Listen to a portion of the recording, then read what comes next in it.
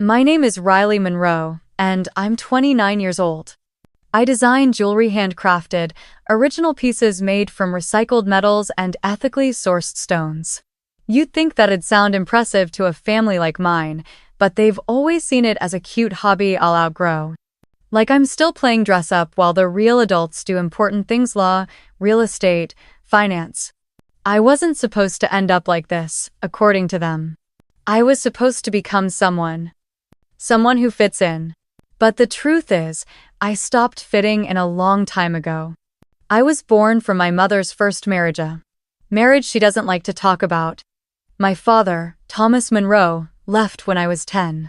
Or at least, that's what they say.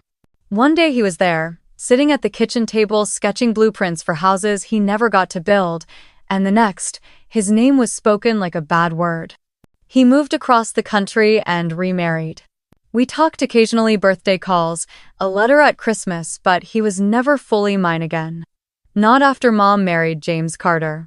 James was everything my father wasn't. Charming, clean-cut, wealthy, calculating. He ran a real estate empire and took Mom to charity galas. He wore cologne that smelled like wood smoke and control.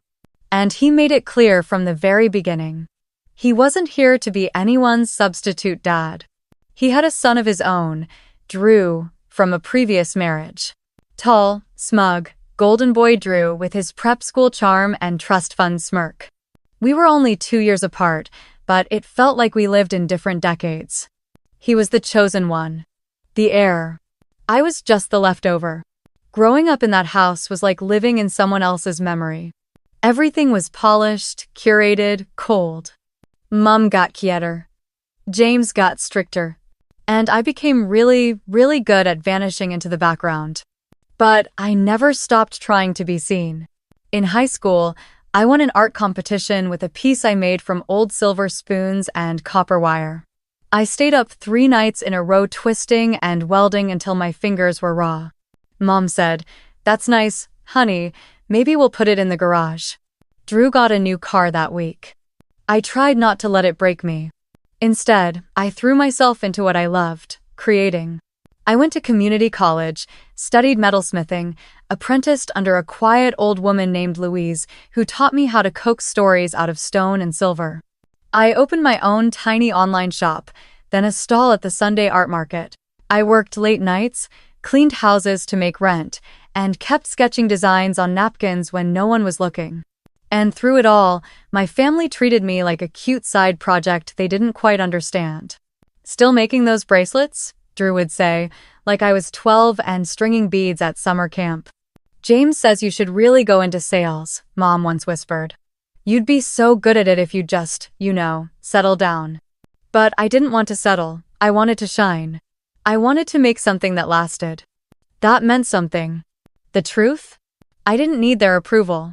I told myself that every time I walked into a family event, feeling like a stranger at my own table. Still, it hurt.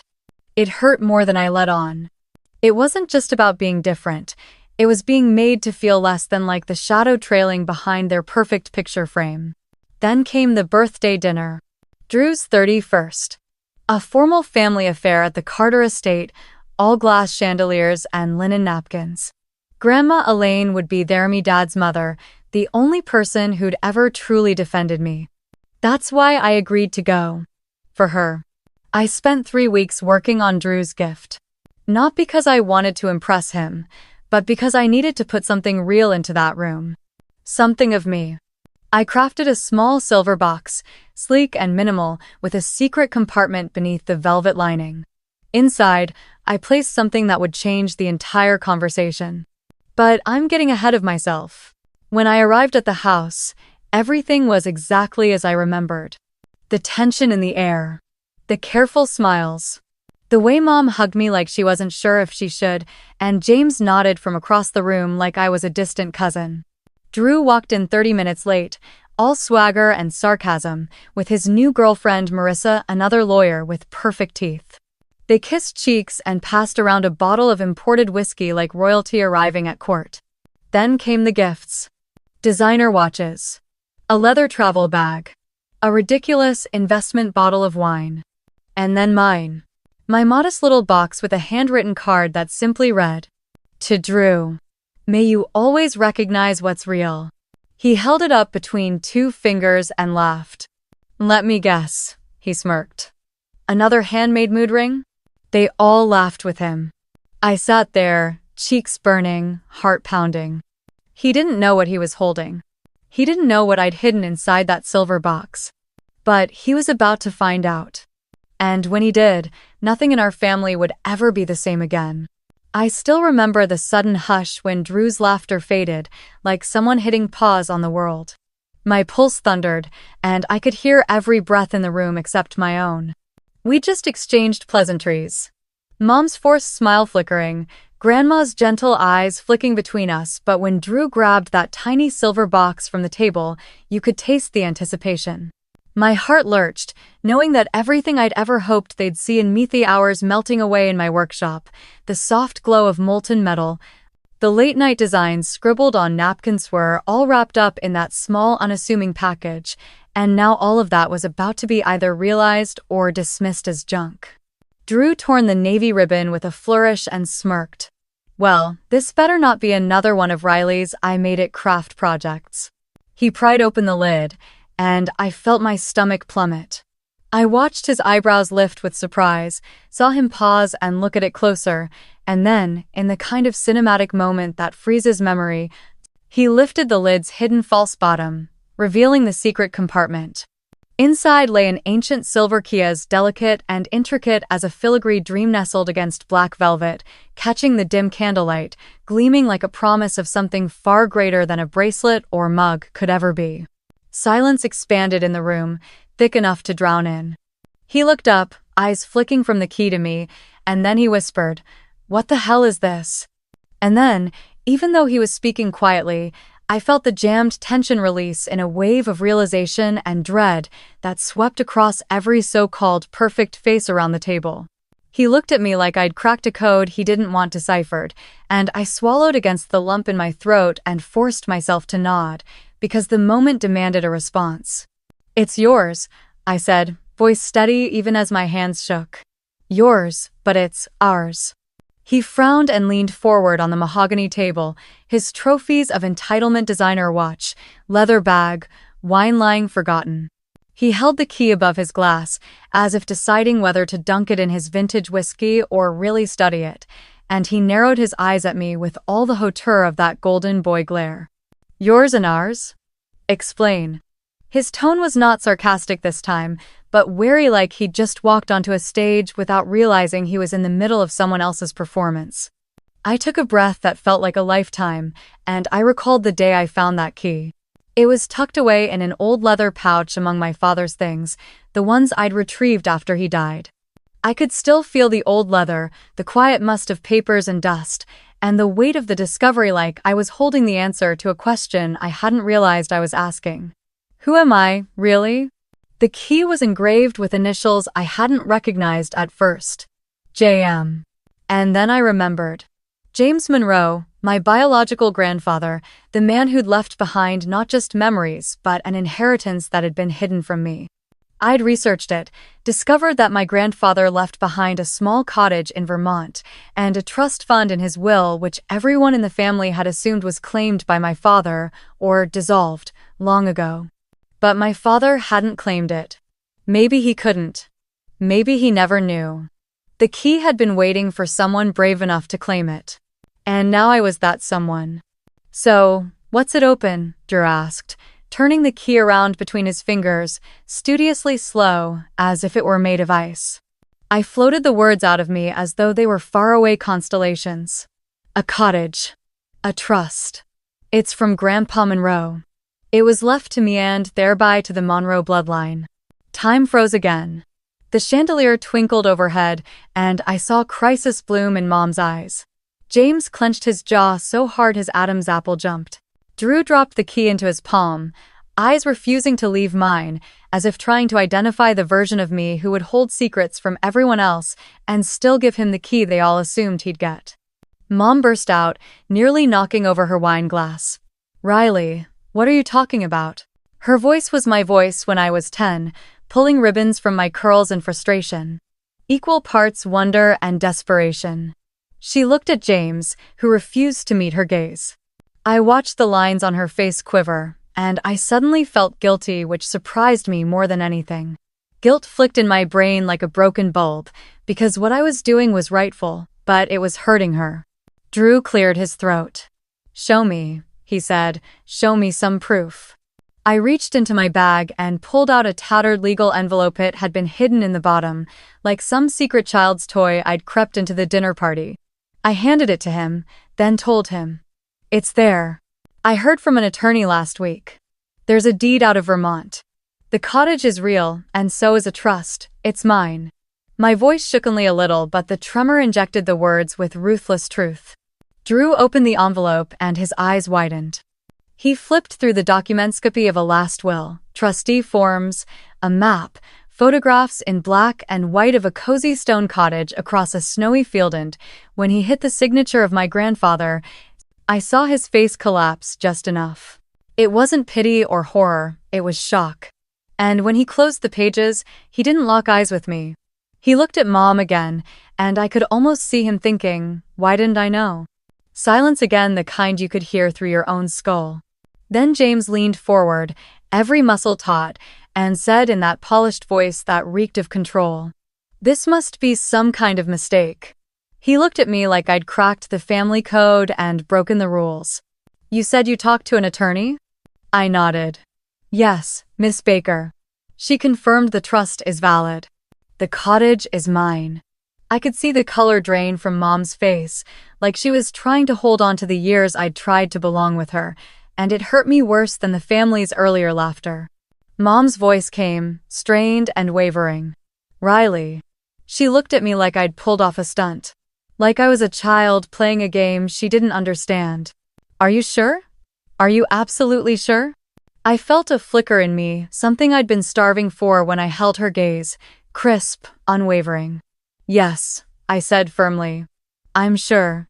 Her face shifted slowly from confusion to shock to confusion again, as if something in her was reliving a past she never acknowledged, the one where I existed outside the carefully choreographed future she'd scripted for this family.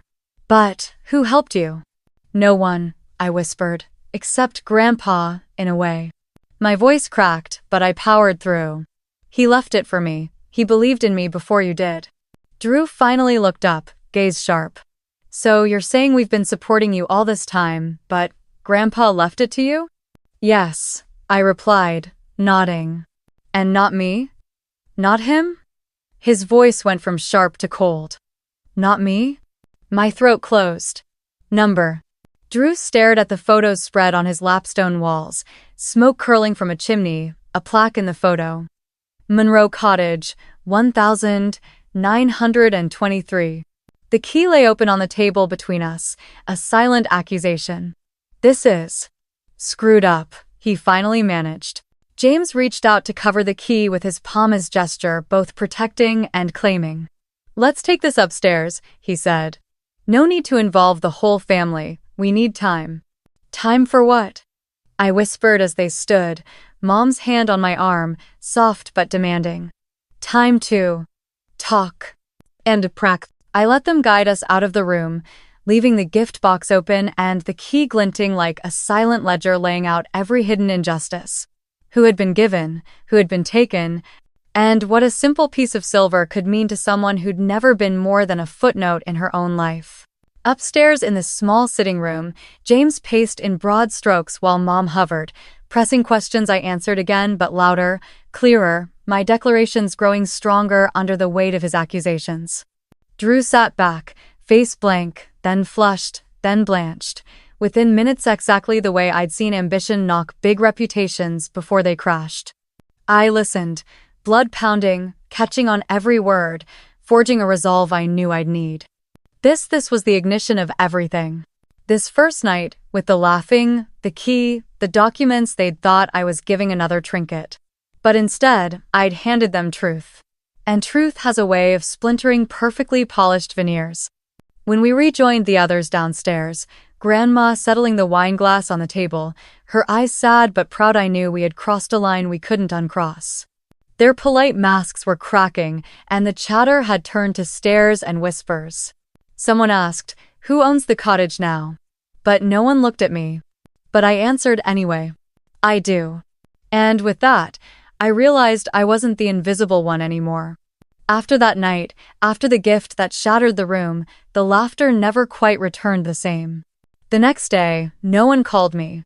Not Mom. Not Drew.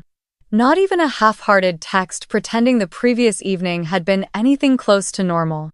Just silence, long, hollow silence that echoed like a bell in an empty cathedral, and I sat on the edge of my bed with the phone clutched in my hand, refreshing my inbox like something magical might appear if I just stared long enough. But there was nothing. Not even Grandma, though I knew she was probably giving them all space to sort through their pride, as she once said during another family conflict, when James had canceled one of my graduation dinners because Drew had gotten into Yale, and it felt redundant. That was the word he used, redundant. As if celebrating me might have somehow stolen attention from his son. But this time it wasn't just about a canceled dinner or a forgotten birthday. This time, something had shifted irreversibly, and they didn't know how to return to the version of me they were comfortable ignoring. I kept replaying the moment in my mind. Drew holding that key, James covering it like a secret he'd been trying to bury for years. And Mom looking at me like she didn't recognize the daughter who had dared to pull truth out into the open. I couldn't stop thinking about how many times I'd bitten my tongue at those dinners, how many fake smiles I'd given while Drew showed off new watches or James boasted about closing deals, and how many times I'd wondered if it was me who needed to be better, more polished, more agreeable, less me. It hurt in a quiet, slow way. Not like a sharp jab, but like a dull ache that seeped into the joints of my life. For the first few days, I tried to convince myself that I didn't care. That I didn't need them to call, that I didn't need Mom to say she was proud of me, or James to admit I'd done something remarkable, or Drew to God forbid say thank you. But the truth was, I did care. I cared more than I wanted to admit. I wanted them to see me not as some artsy afterthought, but as a real part of this family, someone who mattered, someone whose silence hadn't meant weakness all these years, but patience. And now that I had finally spoken up, the response wasn't applause or acknowledgement. It was exile. Mom's silence stung the most. I don't know what I thought would happen, maybe that she'd call me the next morning, voice trembling with pride and regret, saying something like, "I didn't know, I didn't realize how strong you've become." But that call never came. Instead, I scrolled through social media and saw photos of her and James at a benefit gala the following weekend, Drew and Marissa on a weekend trip to Napa, smiles perfectly posed, wine glasses in hand, and not a single mention of the storm they'd all just lived through. And yet, I knew. I knew they were talking behind closed doors, whispering in corners, arguing about wills and property and what this meant for the Carter family image. I knew James was probably calling lawyers, trying to dispute the legitimacy of the trust, or at least make sure I didn't have access to anything more than the cottage. I knew Drew was fuming in silence, spiraling through all the ways I had suddenly disrupted his perfect orbit. And I knew Mom. I knew she was torn, caught between the family she married into and the one she gave birth to. But knowing didn't soften the ache of being left out again, after all this time. I tried to distract myself.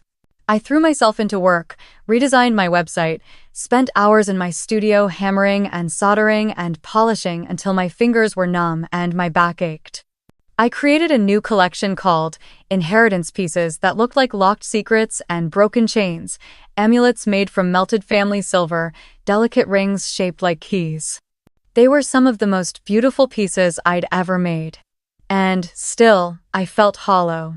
One morning, I walked into my studio and found an envelope slipped under the door. My heart jumped, thinking maybe it was from Mom, maybe a note scrawled in her rushed cursive, finally breaking the silence. But when I opened it, it wasn't her handwriting. It was from Drew. Inside was a single sheet of paper, typed and cold. "Riley, this trust doesn't belong to you alone. You may have the key, but that doesn't mean you have the right. I'm meeting with a lawyer next week. You'll hear from mine soon. Drew." That was it. No greeting, no emotion, no signature beyond a hyphen and his name. Just a threat cloaked in formality. My hands trembled as I folded the letter and sat down, the chill of betrayal creeping up my spine. It was one thing to be laughed at, another to be ignored, but to be actively attacked by the same people who'd spent years dismissing me like I didn't matter. That was a whole different pain. I wasn't trying to take anything from them. I wasn't asking for revenge or retribution. All I wanted was to claim what was rightfully mine, to hold something real in my hands and say, this is proof that I belong, that I matter. But they didn't see it that way. They saw it as a threat. Because for the first time, I wasn't the quiet girl in the corner of the room. I wasn't the shadow. I wasn't the second-tier sibling or the daughter they conveniently forgot to include in family portraits. I was a woman with a voice. And that scared them. Still, even knowing that, it didn't stop the loneliness. It didn't stop the ache when I passed by the family home on my way to the grocery store and saw the lights on and cars parked in the driveway, realizing there was another gathering I hadn't been invited to. It didn't stop the ache when I heard that Grandma had been taken to the hospital for a checkup and no one had thought to call me. I was being shut out. Cut off. Not just from inheritance or property or holidays, but from my own history, my own roots. And the deeper I sat with that realization, the more I understood this wasn't just about money or land. This was about power, about fear, about what happens when someone they thought was harmless decides to finally stand up. They weren't afraid of the key. They were afraid of me using it. I didn't expect them to cheer for me, not really, not after a lifetime of being tolerated instead of embraced, but I guess a part of me still hoped, in that quiet, secret corner of the heart that never stops craving warmth, that maybe this time would be different, that standing up for myself, claiming something I'd inherited not through favor or manipulation but through blood, would shift the way they looked at me, would earn me something like respect, or, at the very least, recognition. But instead, what I got was a slow and deliberate campaign to shrink me back into silence.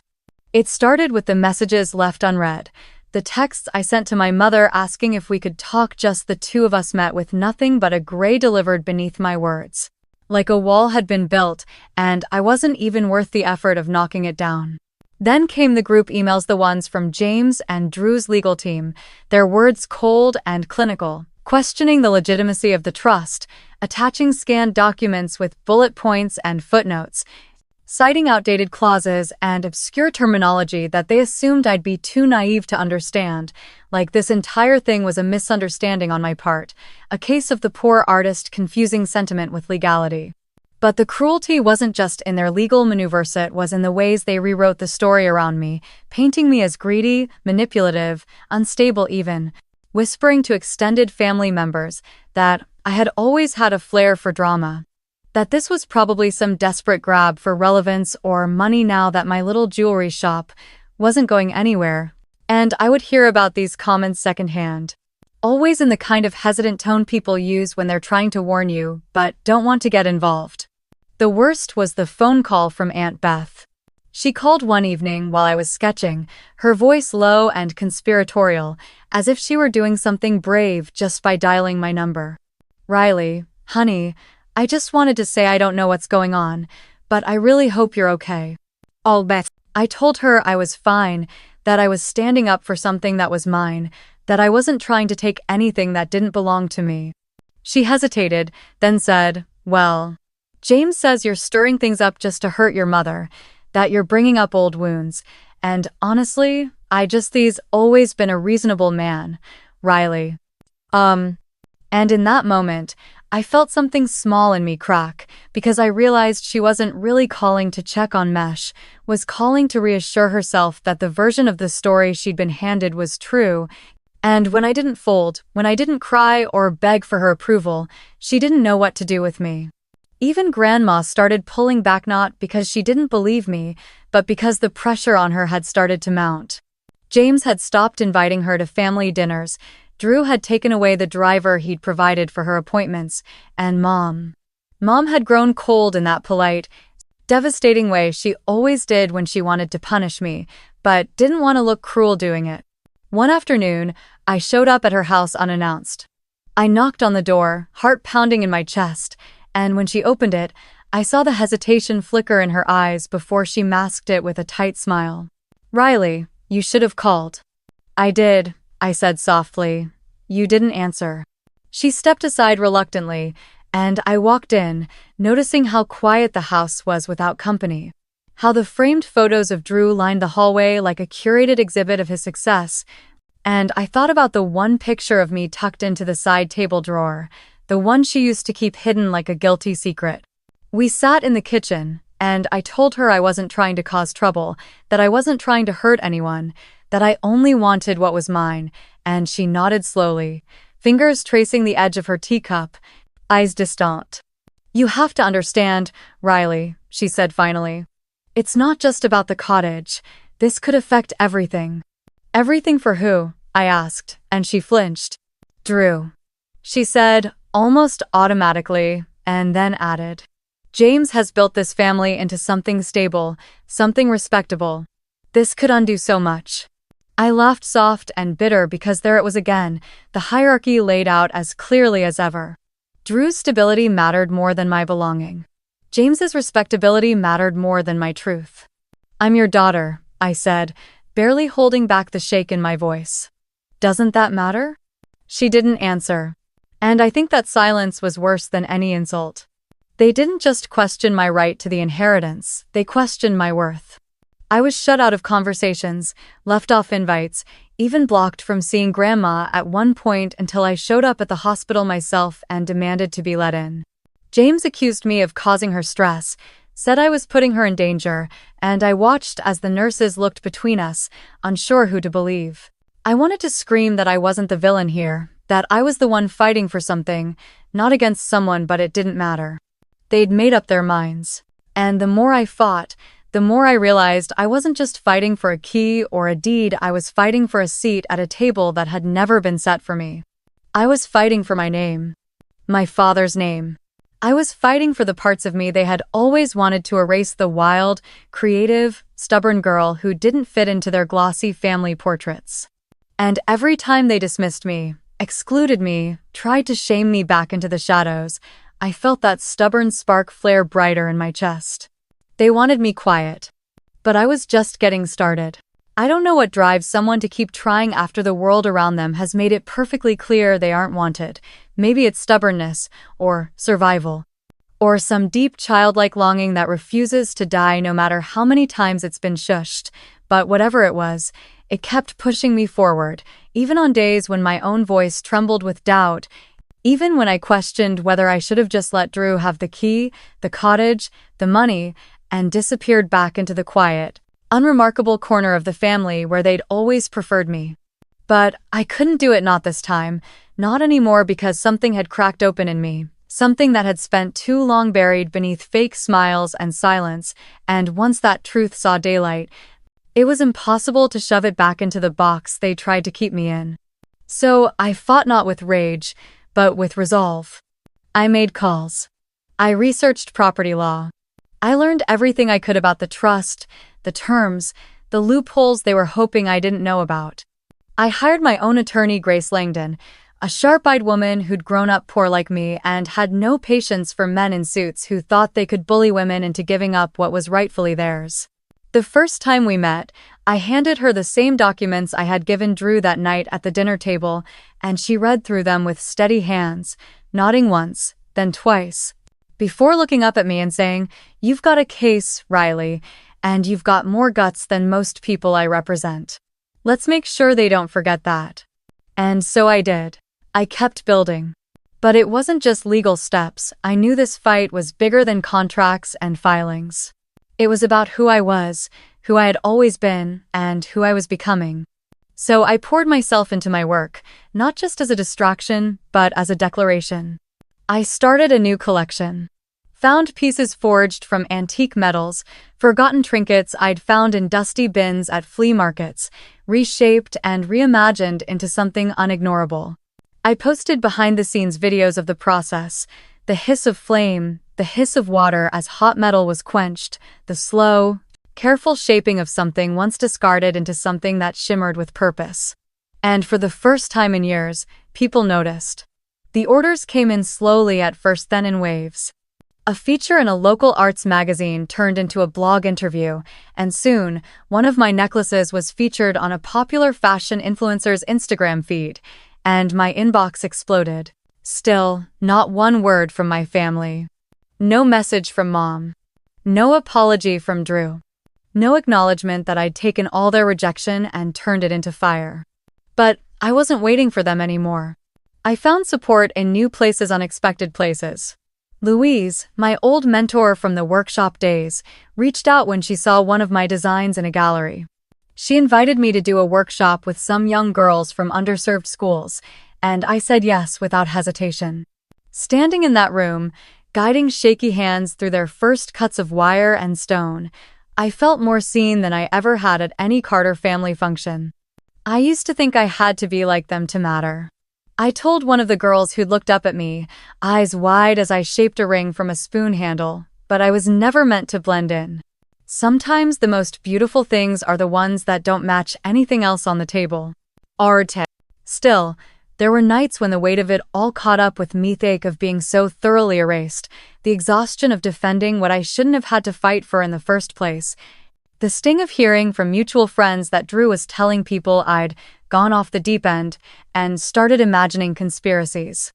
As if grief had made me delusional instead of determined. There were nights I stared at the ceiling, tears sliding into my hairline, wondering if maybe they were right, that I was just a problem they didn't want to solve. But then morning would come, and I'd get back up. Every email I sent to Grace, every design I forged, every time I spoke out loud about the truth, they were all bricks in the foundation I was building beneath myself, a structure that didn't rely on their approval anymore. Still, I wanted to be heard. So I wrote a letter, not to them, but to my father. I wrote it as if he were still alive, sitting in some quiet place where he could finally see all the things he missed. I told him everything about the cottage, the key, the trust, the silence that followed, the lawyer, the designs, the workshop. I told him I was fighting not just for land, but for identity. That I wasn't his little girl anymore, but I was still his. I didn't send it, of course. But I read it out loud to myself. And in that moment, I felt the earth shift beneath me, not from fear, but from power. They hadn't given me recognition. So I gave it to myself. I should have known the meeting wouldn't be fair, not when it was James who called it, not when the email was worded so diplomatically it nearly made me laugh.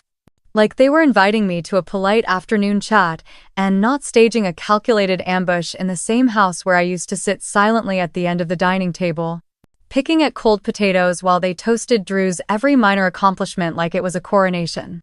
The subject line read, Carter Family Discussion, Wednesday at 6 p.m.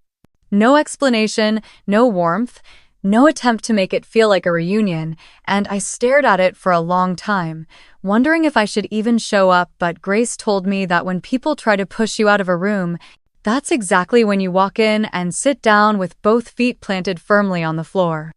So I went. I wore a plain black dress, my grandmother's brooch on the collar, and no makeup except the red lipstick she'd always said made me look brave. I walked into the Carter house and let the silence wrap around me like armor. The living room had been staged like a courtroom, James behind the large oak desk like a judge, Mom sitting off to the side like a reluctant witness, Drew leaning against the fireplace mantel like the entitled prosecutor he'd always been, and Marissa perched beside him, polite and unreadable. Like she was observing a business negotiation and not a family tearing itself apart. Riley, James said, standing with forced courtesy. Thank you for coming. I didn't respond. I sat down slowly in the empty chair they'd left for me, perfectly centered, perfectly isolated. The imbalance was intentional, and I refused to give them the satisfaction of shrinking under it. Drew was the first to speak. His voice was low, clipped, professional. We've reviewed the documents you submitted. We have concerns. There are inconsistencies with the dates. Some of the assets haven't been claimed in over 20 years. I let the words settle, then nodded slowly. Because no one told me they existed. Because my father never claimed them. That doesn't make them invalid, it makes them abandoned, and legally, that changes nothing. James leaned forward, steepling his fingers. We're not here to debate legality, Riley. We're here to discuss what's appropriate. What's respectful, what's fair. Fair. I almost laughed. You want to talk about fair? I said quietly, looking at Mom, who still wouldn't meet my eyes. Where was fairness when you erased me from this family one silent dinner at a time?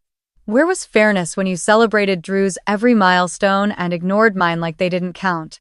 When you called my work a hobby, when you left me off family invitations, when you made me feel like a guest in my own life.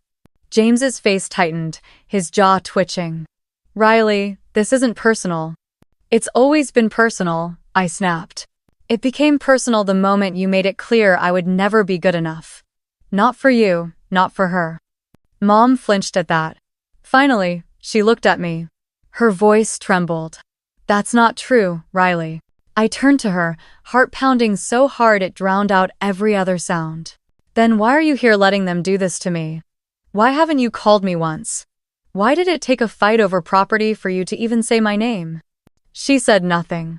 Her lips parted like she might try, but the words didn't come, and I felt something cold settle in my chest, something like grief, but sharper. Marissa cleared her throat, her voice soft but firm.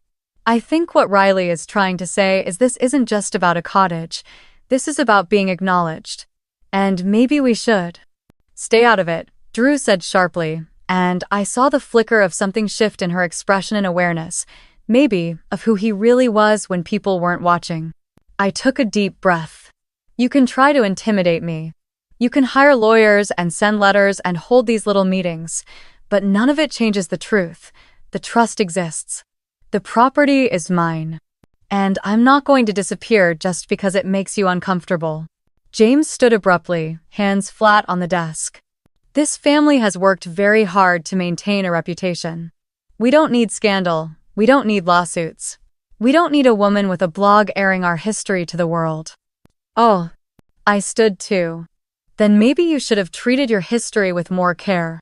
The silence that followed was the kind that swells like a wave before it crashes, thick, electric, final. I walked to the door, my heels clicking like punctuation marks. Just before I stepped out, I turned to my mother. You could still choose me, I said softly.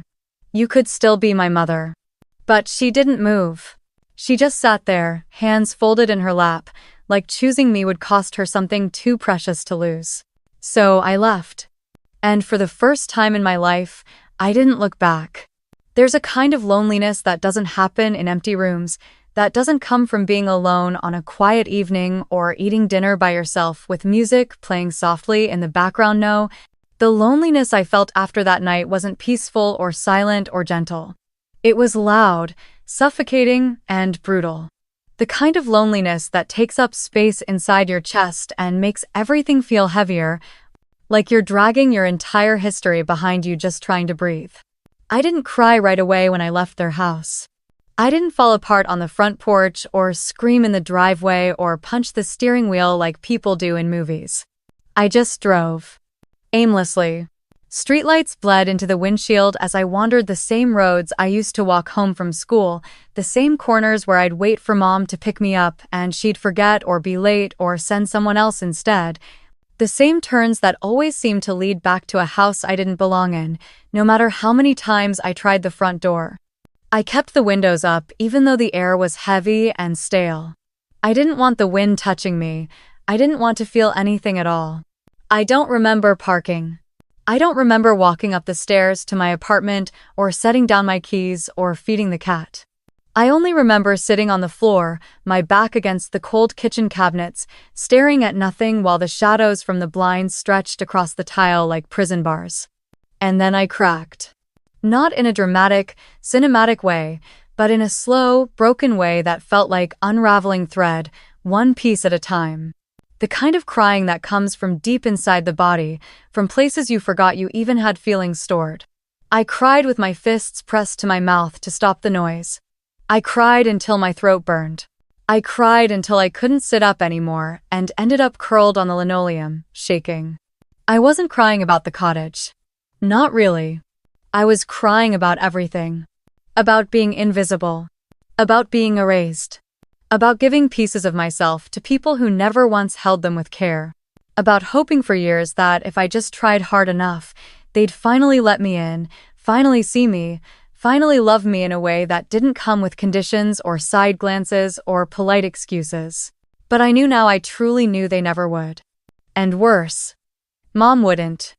I'd tried so hard not to admit how much I still needed her.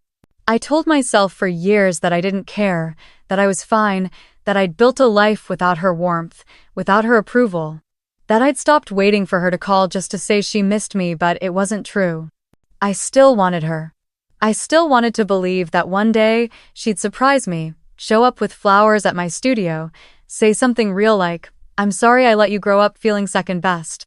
But that night in the Carter house, when she didn't speak, when she didn't stand, when she didn't even look at me as I left, I felt something inside me go silent. Like a light turning off forever. The grief of that, the finality of it, was heavier than any document or lawsuit or inheritance. And in that quiet kitchen, I began to believe what they had all wanted me to believe all along. That maybe I was the problem. That maybe I had made it all worse by speaking up.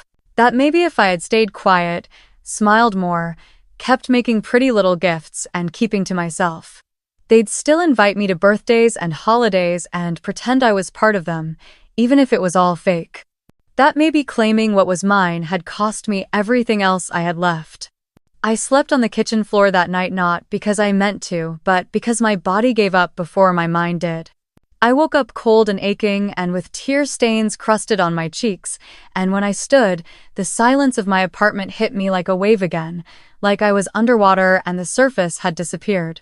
I didn't answer any emails that day. I didn't touch my workbench. Didn't return calls. Didn't brush my hair. I stared at the wall, at the sketches pinned up with tape and magnets, at the half-formed necklace sitting in a velvet tray, at the reminder of the life I'd built from my bare hands, and for the first time in years, I questioned whether it was enough. Whether I was enough. The despair crept in like a fog. It made the hours slow. It made everything dim. I thought about deleting my website. I thought about shutting down the shop. I thought about burning the sketchbooks. And then, sometime in the late afternoon, I got a message. Just a simple one. From Grandma. "You don't have to be brave all the time, baby. You just have to stay standing. I see you." And I broke all over again, but differently this time, softer, quieter, as if someone had finally whispered light back into the room. She saw me. And for now, maybe that would be enough to keep going. I didn't expect the letter. Not in the middle of all that grief, not when I was still crawling my way back from the bottom of that cold, silent night on my kitchen floor, not when every message I had received in the weeks before had either been a threat in legalese or a silence far louder than words, but there it was, tucked between junk mail and credit card offers, a plain envelope addressed in clean, almost old-fashioned cursive. Miss Riley Monroe, no return address, no hint of what waited inside except for the weight of it, something about the heaviness of real paper in your hands that makes your heart remember how to beat.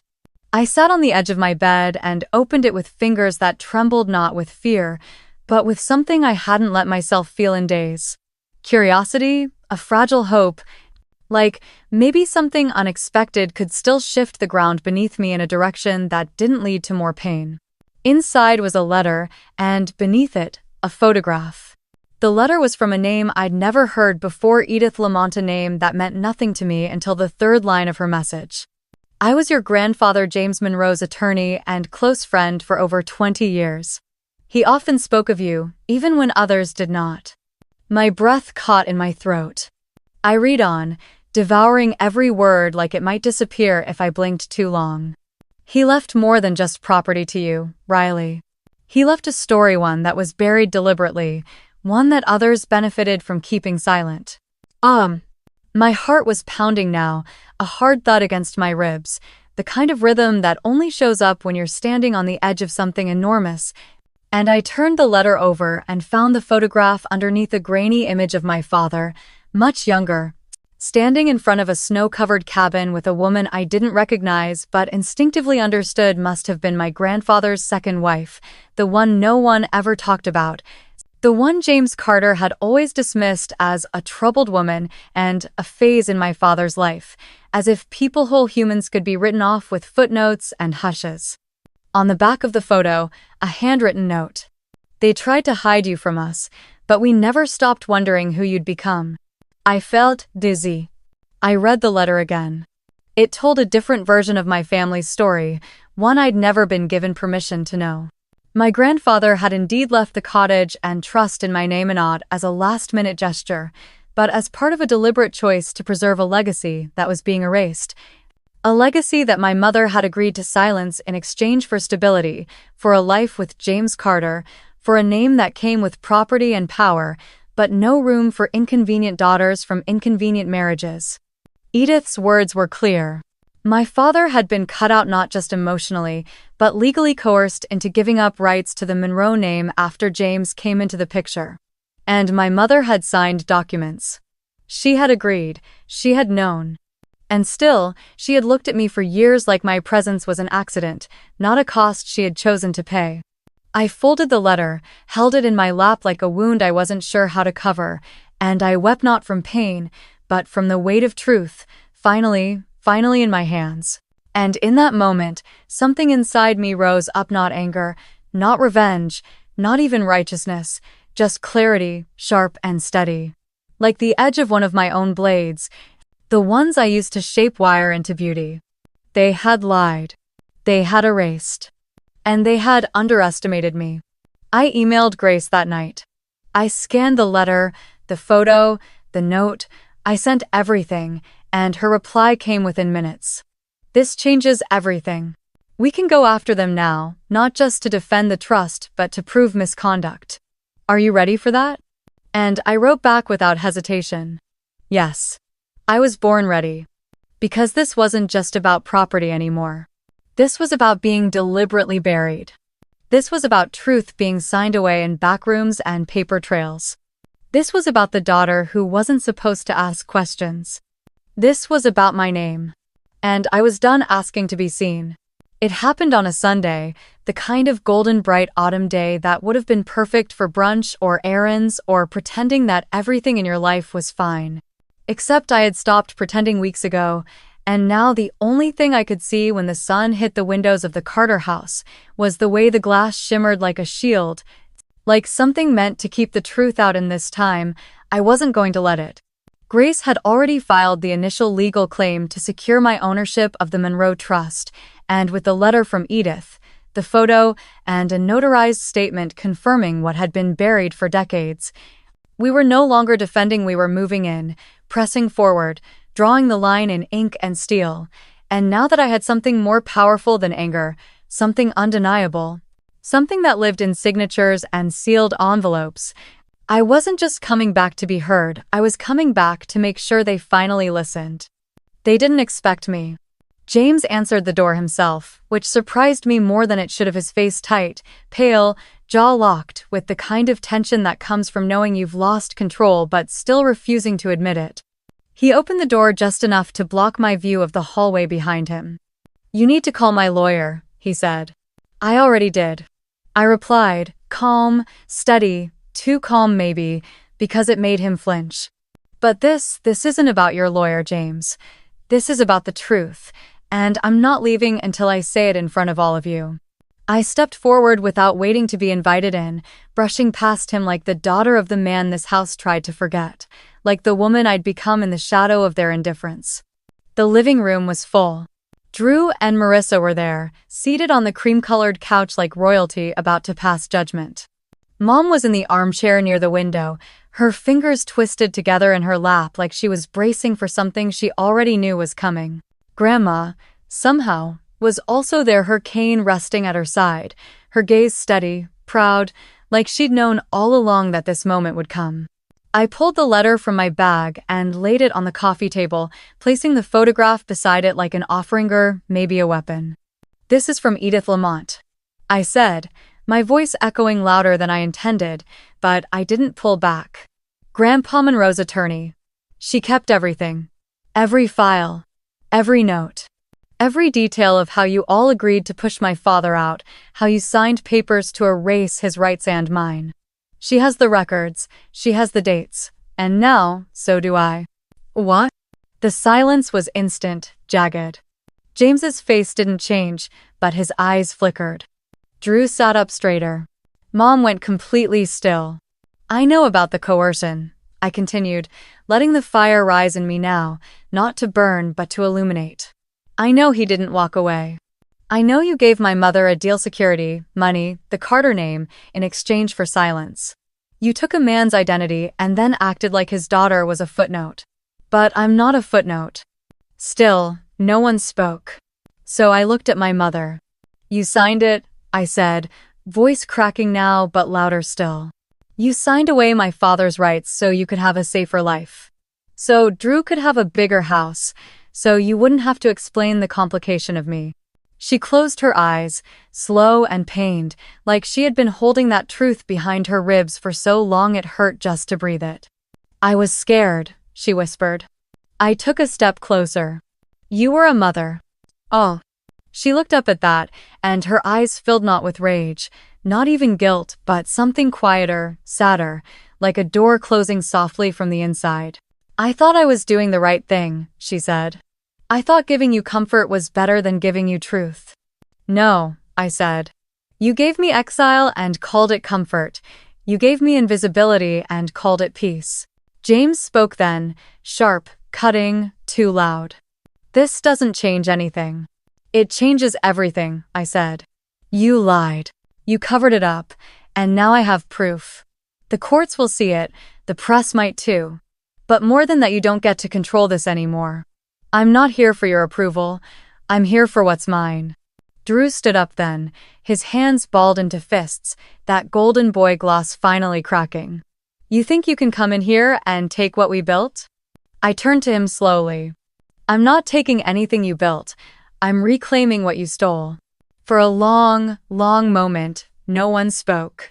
And then Grandma leaned forward, picked up the letter, and pressed it to her chest.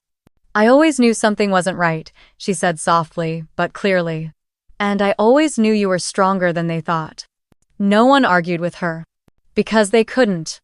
And I knew then that the house might still stand, the family might still cling to their polished narratives, but the truth had cracked the walls wide open and I was walking through. It didn't happen all at once. Victory rarely does, but I could feel the shift begin the moment I walked out of that house, and the weight that had lived on my shoulders for years, disguised as shame and silence, finally began to lift, not because the world outside had changed, but because I had changed within it, because I had walked into the heart of the storm and spoken the truth that had been waiting for breath, and now there was no turning back, not for them and not for me. The legal process took weeks, then months, calls, filings, letters exchanged between lawyers like chess pieces, each one trying to maneuver into a position of control, but Grace was tireless, focused, and fierce. And more than once, I caught myself watching her work and wondering how different my life might have been if someone like her had stood in my corner when I was 10, or 15, or even 22, when I had my first art show and no one from my family bothered to come, not even my mother. But now I had someone who believed in me, and more importantly, I believed in myself, and with every passing day, with every new acknowledgement from the court, every confirmation of my rightful claim, the ground beneath James and Drew began to crumble, not in loud, dramatic collapses, but in quiet legal blows that stripped away their illusion of power one layer at a time. The trust was ruled valid. The property officially transferred into my name. The financial assets, once frozen, were released. James tried to appeal, but the documentation Edith had preserved was airtight, and when it became clear that continuing the fight would risk exposing even more hidden dealings, unethical influence over my father's decisionless lawyers advised him to stand down, and watching him sign the papers with that stiff, mechanical motion, as if the pen itself betrayed him, was a moment I will never forget. He wouldn't look at me. Neither would Drew. They disappeared from the courtroom before I'd even stood up, their silence no longer heavy but hollow, like a defeated wind retreating into the dark corners of the house that once swallowed me whole. But the real moment of justice came later. It wasn't loud or dramatic, it came in the form of an email forwarded to me from Grace, a copy of an internal memo leaked from James's company, stating that he was taking a step back for an indefinite period due to personal family matters that had compromised his focus and reputation. It was a fall, not from Grace, but from a carefully constructed myth, and I didn't cheer or gloat or post anything online. I just stood in my studio, the sun pouring through the windows, the scent of silver dust and solder thick in the air, and I let myself breathe without apology. And then there was my mother. She didn't call. She didn't show up. But one afternoon, I got a letter handwritten this time, trembling and uneven in places, like her hand couldn't keep up with everything she wanted to say. Riley. I know there is no version of this story where I'm the hero. I know what I signed. I know what I sacrificed. I told myself I was doing it to protect you, to protect our future, to keep things simple and safe. But the truth is, I was afraid. Afraid that if I stood up for you, I would lose everything I thought I needed. I let fear silence me, and in doing that, I taught you that your voice didn't matter. I can never take that back. But I want you to know I am proud of you. Not just for fighting, but for surviving. Love. Mom. I didn't cry when I read it. I didn't feel relief or resolution. I felt, still, like something had finally come to rest. I wrote back simply, "Thank you for finally seeing me." Oh, because that's what this had always been about, not the cottage or the money or the title, but the years I spent trying to be noticed by the people who looked through me, and now, finally, the silence had cracked. I went to Vermont the following week. The cottage was just as the photographs had promised, small, quiet, tucked into the woods like it was hiding from the noise of the world, and when I unlocked the door with the silver key that had started all of this, I stepped inside and felt something deep in my chest settle, as if I had finally returned to a part of myself I never knew I'd been missing. There were journals on the shelves, old tools in the workshop, sketches in my grandfather's handwriting, ideas for repairs, expansions, dreams he hadn't had time to finish, and I knew then what I had to do. I wasn't just going to claim what was mine. I was going to build something from it.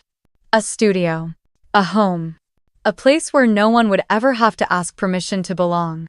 And as I walked through the creaking floors and opened windows that hadn't seen daylight in years, I whispered a promise to the air, to the dust, to the ghosts of everything they tried to bury. I'm here. And I'm not going anywhere. 1.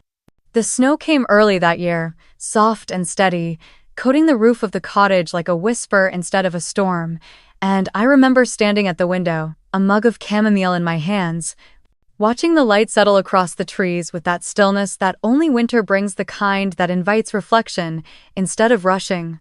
The kind that makes everything slow down just enough for you to hear the things you never let yourself listen to before. It had been almost 6 months since the last court date, since James stepped down, since Drew disappeared into his job and his carefully curated life with the kind of silence that told me he still hadn't forgiven me. Not that I was asking for his forgiveness anymore, because something fundamental had shifted inside me, something deep and permanent and unmistakable. And for the first time in my adult life, I didn't feel like I was surviving on scraps or pretending to be grateful for half-hearted kindness dressed as love. I felt grounded. The cottage became more than a house, it became a canvas, a mirror, a sanctuary. I spent my mornings sanding old floorboards and my afternoons sketching new designs beside the fireplace, and in the evenings, I'd light candles and listen to the wind move through the trees, feeling the kind of peace that doesn't need to be earned, only accepted. I painted the walls in soft, earthy tonesage and clay and pale cream colors that made the space feel like it was exhaling after holding its breath for too long. I opened every drawer, explored every attic box, and found letters between my grandfather and my father, proof of a bond I had never seen but always hoped existed, words written in fading ink that made my hands shake with their honesty and warmth. And each time I discovered something new, I felt more whole. I brought my workbench up from the city, my soldering tools, my rolling mill, the trays of half-formed pieces I had once been too exhausted to finish and set up a new studio in the sunroom at the back of the house, where the light poured in like blessing instead of judgment. I named the space the Monroe table, and I began creating again, not just to sell, not just to survive, but to tell the story I had spent years swallowing, the one that finally had a place to breathe. People began to notice. A feature in a design magazine turned into a short segment on a regional news show, and before I knew it, I had clients reaching out from other states, asking if I could make custom pieces for weddings, anniversaries, the birth of a first child, and every time I said yes, I wasn't just making jewelry, I was reclaiming a voice that had been silenced, turning pain into something tangible and beautiful, something someone else could wear against their skin and know it had meaning. But the most unexpected shift came not from the business or the press, it came from the people I had once believed were permanently lost to me. It started with Grandma. She came up to the cottage with her nurse, bundled in scarves and a heavy coat, stepping carefully through the snow, her cane making soft indentations in the white path I had shoveled just for her. She stood in the middle of my new living room, her eyes glassy with tears, and when I showed her the room I had made for her, complete with the armchair she'd loved from her old house and a bookshelf full of her favorite detective novels, she reached for my hand and said, "I knew you'd build something beautiful, even if they couldn't see it." We sat by the fire that night, sipping tea and talking about my father, not the man who left, but the boy she raised, the artist he was before life hardened him, the laughter she missed. We talked about what it means to tell the truth even when it costs you everything, and she told me she was proud, not just of what I'd done, but of who I had become when no one was watching. Mum came later. It wasn't dramatic. She drove up alone, no warning, just the sound of her tires crunching the gravel one morning in late March, and when I opened the door, I saw the weight in her eyes, not just of guilt, but of exhaustion, the kind that comes from finally admitting you were wrong for so long it nearly undid you. We sat on the porch in silence for a long time, wrapped in blankets, the sky stretching soft and pale above us, and when she finally spoke, it wasn't some perfectly crafted apology, it was a whisper. "I didn't know how to love you the right way. I think I thought I had to choose." And I looked at her, not the mother I'd chased for years, not the woman I'd accused, but just her, as she was. Flawed, tired, reaching, and I said, "I stopped needing you to choose. I just needed you to see me." She nodded, and we didn't say anything more, but I saw something in her shift, something that might one day become a bridge, if we both kept showing up. I didn't expect Drew to come. He didn't. But I was learning how to live with that. Some absences are just as important as arrivals. And maybe his silence was part of my healing too. Because for the first time, his opinion didn't hold me hostage. I belonged here. Fully. Unapologetically. I hosted my first small art show in the cottage that summer, set up string lights in the backyard, poured wine into mismatched glasses, and welcomed neighbors and clients and friends, people who didn't know the old version of me, the one who tried to earn her place by shrinking. They only knew the woman I had become, the one who opened her door wide and said, "This is mine." Not because it was given freely, but because I fought for it. And now, every morning when I wake up and see the woods outside my window, when I hear the wind moving through the trees or the low creak of the old floorboards as I pad barefoot to the kitchen, I don't feel haunted anymore. I feel held. Not by them, but by the truth. By the home I built out of ruins. By the woman I became when no one else could define me. If you had asked me a year ago what I wanted most in the world, I might have said something vague like peace or recognition, or maybe even just a place to call mine. But I think what I really wanted, what I had always wanted, was to feel like I was real to the people who were supposed to love me. To feel like I could walk into a room and not brace myself for invisibility. Like I wouldn't have to keep shrinking just to fit into the spaces they made for me. Like my story mattered as much as theirs. Even if it didn't come wrapped in prestige or expectations or the right last name. But I've learned something since then, something I only came to understand when the shouting stopped and the doors closed and I was left standing alone with nothing but my name and the key and a long, aching silence. That being seen doesn't start with someone else opening their eyes, it starts with you deciding not to disappear, with you planting your feet and saying, "This is who I am. I'm not waiting to be welcomed. I am walking in anyway." For so long, I measured my worth by their responses, by whether my mother smiled, or whether Drew rolled his eyes, or whether James acknowledged me at the table, and every time they withheld approval or love or even attention, I took it as confirmation that I hadn't earned it yet, that I still had to work harder, still had to prove something, still had to become someone different, someone easier to digest.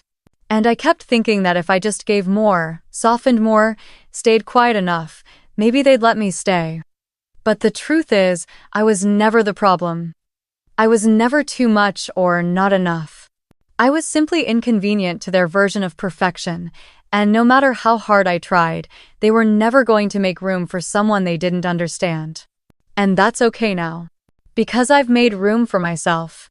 I've built a life in the wake of their rejection, not in spite of it, but because of it, because sometimes you have to lose the things you thought you couldn't live without to finally see what was holding you back. And sometimes family isn't the people who share your blood, but the ones who recognize your voice and say, "I hear you," the ones who reach for your hand without needing an explanation. The ones who see your pain and don't look away. I've forgiven some of them in small, quiet ways, not because they earned it, but because I needed to put down the weight of carrying them with me into every room. I've learned to love my mother differently, less as a child desperate for her approval, and more as a woman capable of seeing her as human, flawed, afraid. And I've let go of Drew entirely, not with anger, but with release, because some people are not meant to walk the same path, and forcing them beside you only invites more ache. And if you're reading this, if you've ever felt like the outsider in your own family, if you've ever swallowed your voice just to keep the peace, if you've ever felt small in the rooms you were born into, let me tell you something no one ever told me. You are not too much, and you are not a mistake, and you do not need to keep proving yourself to people who have already decided not to see you. Your worth is not a debate. Your story matters, even when they pretend it doesn't. Especially then. Sometimes the greatest thing you can do, the most radical act of love, is to stop chasing the place you were never meant to fit and start building the one that was waiting for you all along. I did. I found it in the worn floorboards and the silence of the snow and the warmth of my own voice, steady now, not asking anymore, but declaring, "I am here. I am real. I am home. And I'm not going anywhere."